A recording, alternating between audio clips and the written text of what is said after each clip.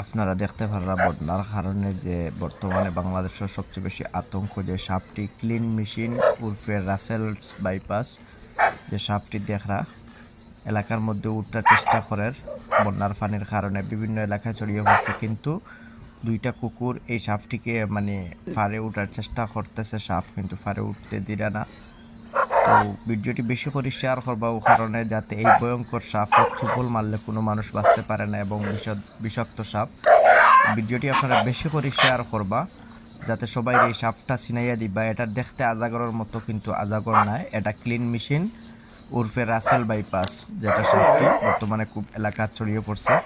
তো বেশি করে ভিডিওটা শেয়ার করবা, আর কিছু চাই না আপনার কাছে, বেশি করে ভিডিওটা শেয়ার করে সবাই চিনার সুযোগ করে দিবা এবং এরকম বিপদ থেকে আল্লাহ পাক আপনার আমার সবাই হেফাজত করুক। আল্লাহর কাছে আমরা লাখ লাখ দোয়া করি আল্লাহর কাছে যে আল্লাহ আমাদের